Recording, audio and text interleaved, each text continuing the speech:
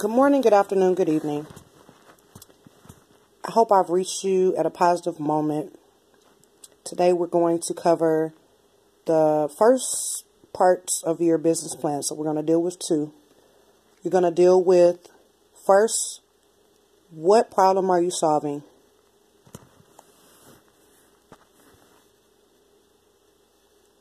What problem are you solving in this market? So just say you're starting a cleaning business. So you may offer green cleaning services.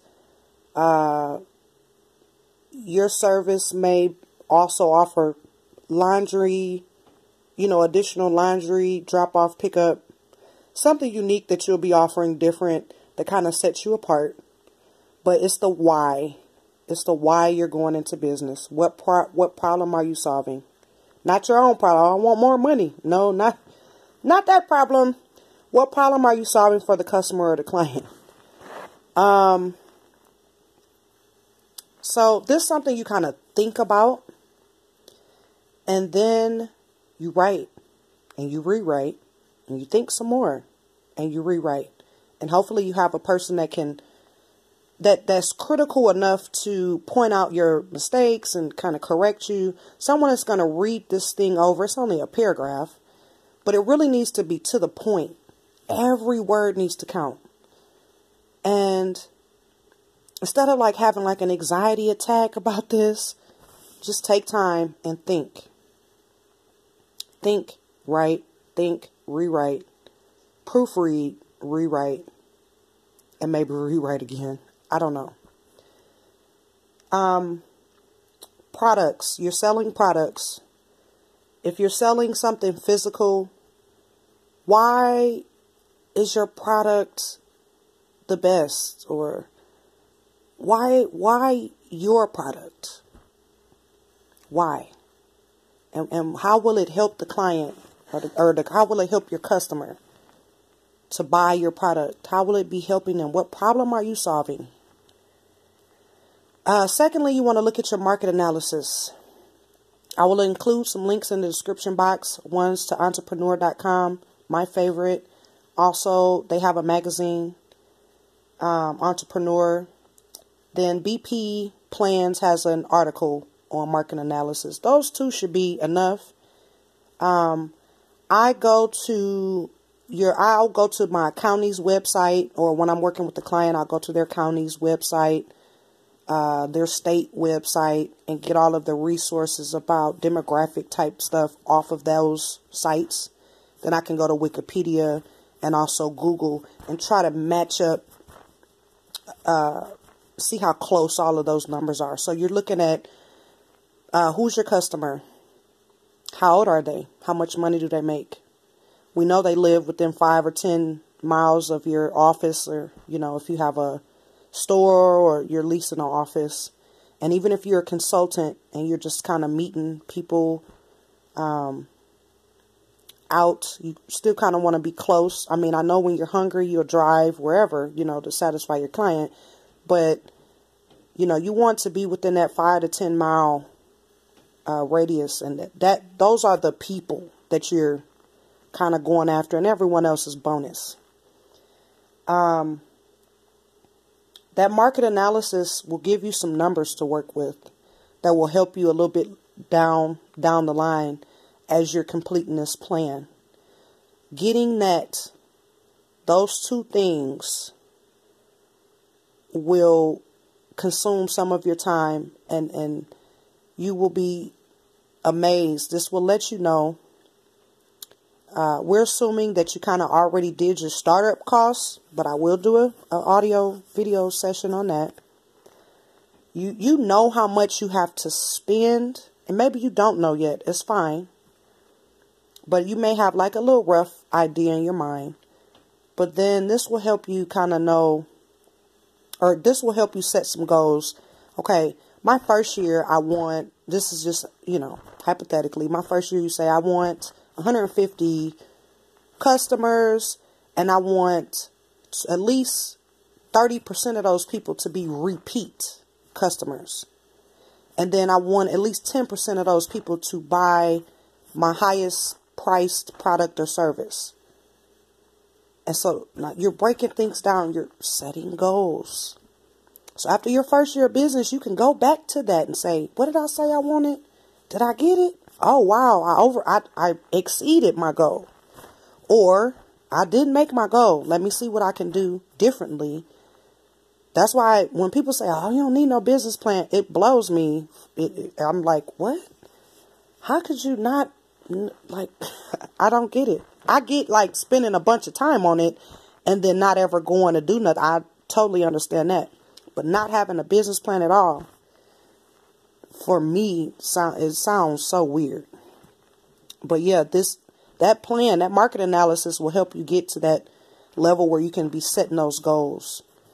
And then you may find out, okay, wow, people 35 to 65 are not really the people that's buying my stuff. It's like younger.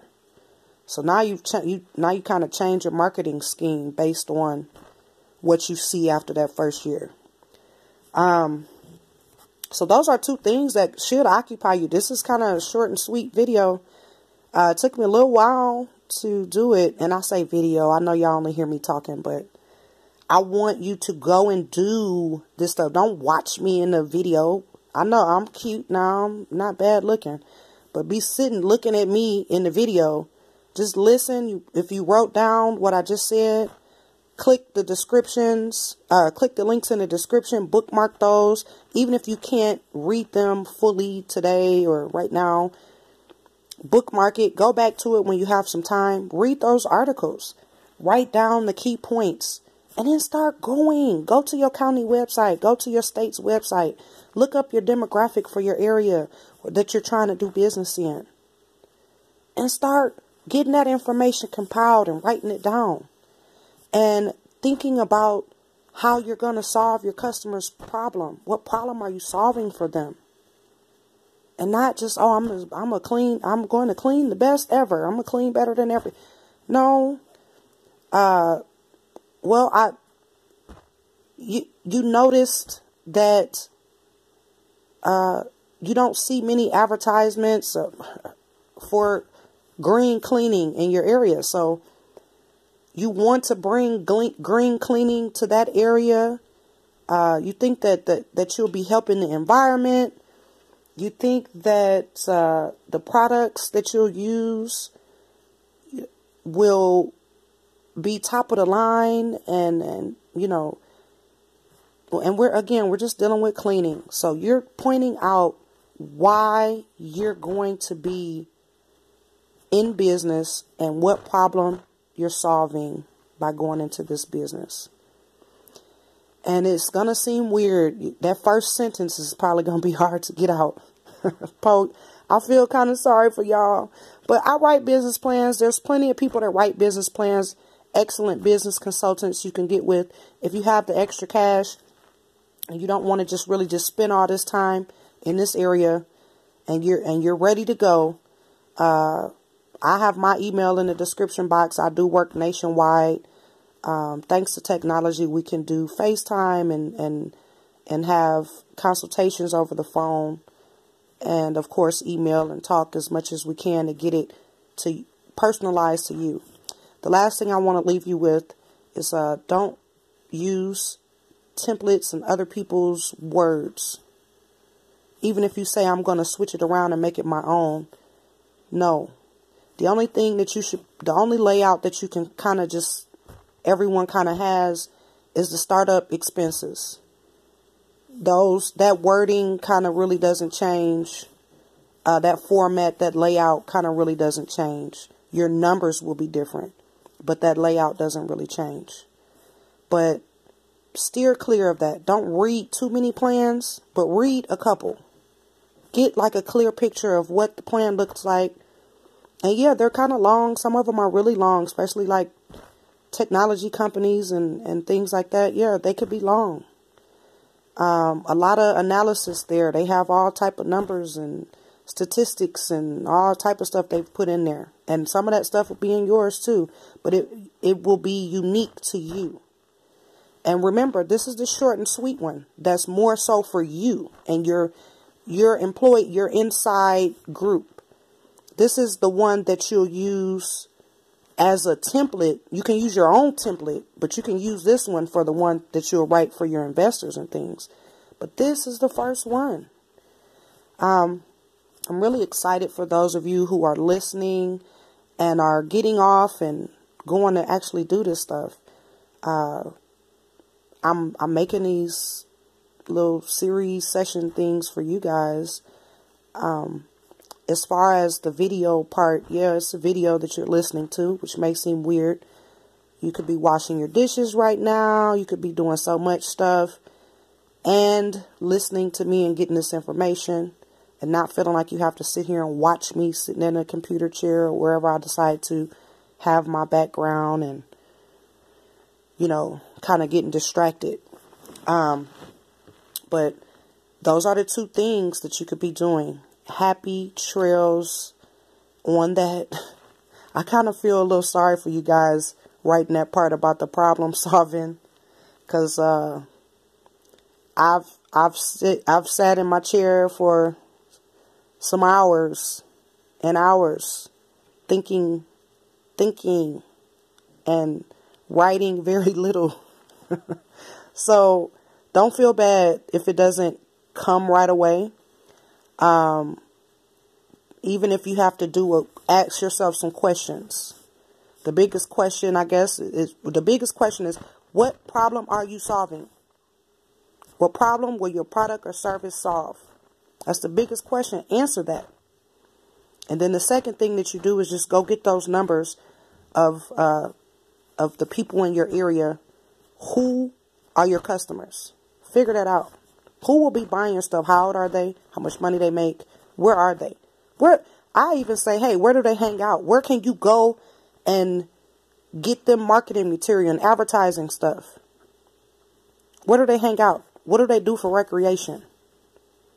Start answering those questions. That should take you a little time.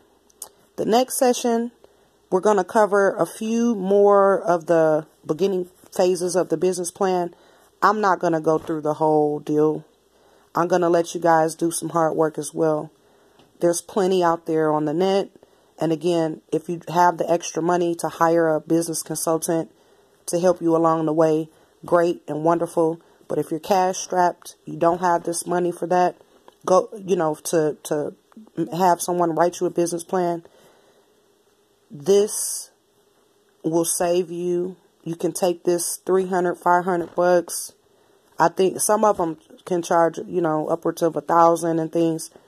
You can take that money and put it into something else. But if you have the money and you just don't want to fumble around and you want it to be right the first time, hey, go ahead, hire a business consultant. So until next time, have a great day.